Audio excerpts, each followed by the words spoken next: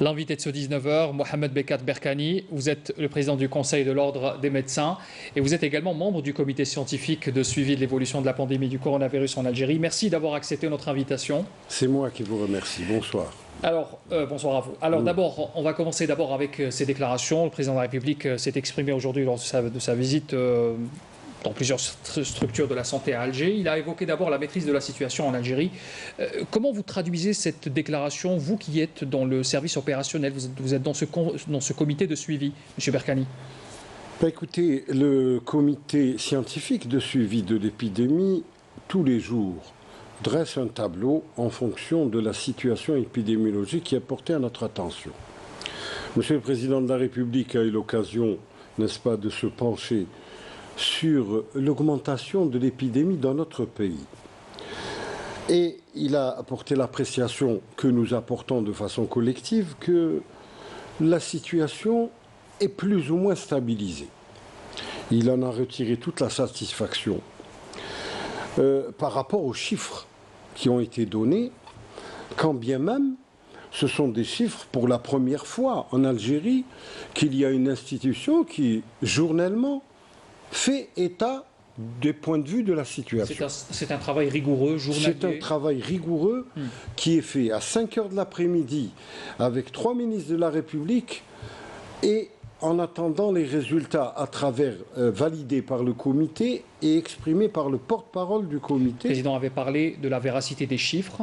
Tout à fait. Vous êtes justement aux chiffres près, quotidiennement, avec les données exactes par rapport à chaque wilaya, M. Berkani? Tout à fait. Avec nos démembrements dans les wilayas, nous avons les chiffres.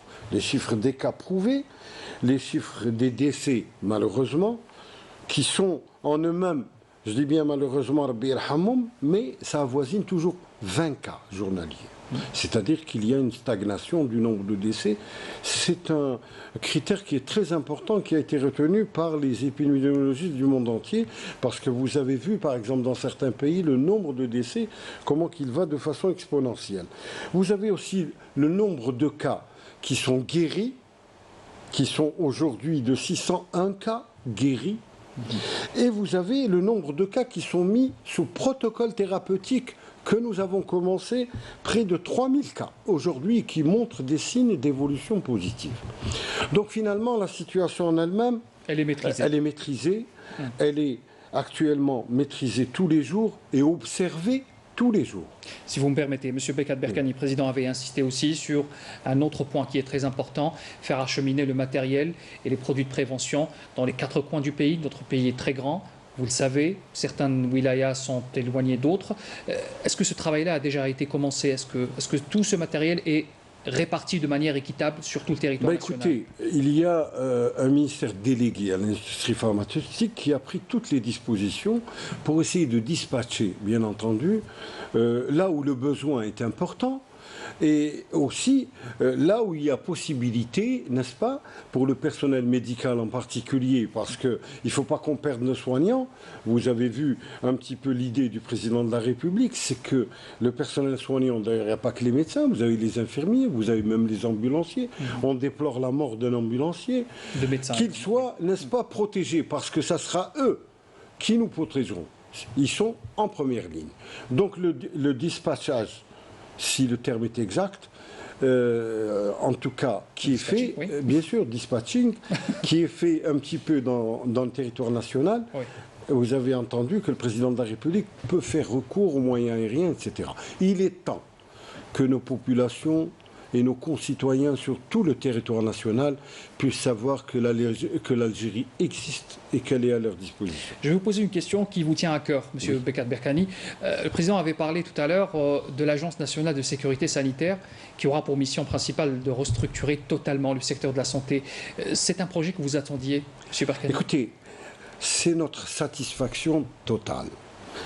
Je suis, moi personnellement et tous mes collègues, ravis. C'est une chose que nous demandions depuis des dizaines d'années. Nous étions sans organisme de cette sorte qui puisse nous donner ce qu'on appelle des feuilles de route. Vous voyez ? Une visibilité. Bien sûr, on en a besoin aujourd'hui pour s'organiser, pour faire des plans hors sec, pour essayer de savoir comment riposter à une menace d'une maladie émergente, ce qui est le travail de veille qui est bien sûr important. La veille, mais aussi de faire de la prospective. Vous savez que j'ai eu le plaisir et l'avantage d'entendre Monsieur le Président de la République de parler de réorganisation, de révolution du système de santé. Et on en a besoin aujourd'hui. Bien entendu, ça c'est quelque chose, dans le programme d'ailleurs, Monsieur le Président de la République en a parlé de son programme, mais l'appliquer, vous savez, on a eu beaucoup de promesses par le passé, mais comme disait un grand homme, les promesses n'engagent que ceux qui les écoutent. Alors nous avons entendu des promesses, vous voyez, le système de santé, nous avons été surpris, comme le monde entier, par cette épidémie de coronavirus. Mais Dieu merci, l'Algérie a su prendre des décisions très tôt, n'est-ce pas, d'isolement, d'arrêter, n'est-ce pas, les regroupements en tout genre, qu'ils soient familiaux, sportifs, d'arrêter les transports aériens. Je pense que cette réaction rapide nous a préservés de beaucoup de malheurs, n'est-ce pas? Oui. Mais aujourd'hui, il faudrait qu'on pérennise ce genre de réaction. Vous voyez, qu'on soit prêt à réfléchir sur toutes les situations. Et cette agence permettra... Cette agence, elle nous permettra. C'est une haute autorité de santé que nous pourrions faire, pas composée uniquement de médecins, mais de gens qui soient aptes, bien sûr, de gens qui soient aptes à réfléchir sur les situations données et numériser. Comme l'a dit votre sujet, numériser, parce que ça suffit de faire des écritures au stylo ou à l'encre, numériser, interconnecter, bien sûr, et réagir très rapidement. Alors, vous avez parlé tout à l'heure de la réactivité de notre pays. D'autres pays dans le monde sont un peu dépassés, il faut le dire, notamment nos voisins en Europe. Certaines décisions sont prises, d'ailleurs, pour rallonger ce qu'on appelle des confinements, des rallonges de confinement à perpétuité, on va dire. Bien sûr. Quel est votre commentaire là-dessus? Écoutez, la situation n'est pas dramatique. Dans certains pays, vous avez vu, c'est des dizaines de milliers de morts. En Italie, c'est un pays, la situation, on dit que la situation n'est plus sous contrôle. Ça veut dire qu'on n'arrive plus à diagnostiquer, on n'arrive plus à soigner, en particulier en réanimation. Toutes les possibilités sont dépassées. Donc finalement, il ne reste que ce qu'on appelle le confinement sanitaire, le confinement qui a été donc prolongé. Pour nous, nous avons eu la sagesse, nous avons pensé au confinement qui est fait de façon partielle, totale dans la wilaya de Blida, qui est le cas, qui est le point central, nodal de l'épidémie, par continuité Alger avec ce confinement qui est progressif et les wilayas alentours. Et chaque jour, la situation, si elle est évolutive, les autorités prendront des mesures nécessaires s'il le faut. Maintenant, le prolongement, vous savez, du confinement lui-même, vous avez deux aspects. Franchement, quand il y a danger de vie ou de mort, un mois de confinement, un mois et demi et 2 mois, et on s'en sort avec, je dirais, excusez-moi du terme, le moins de casse possible.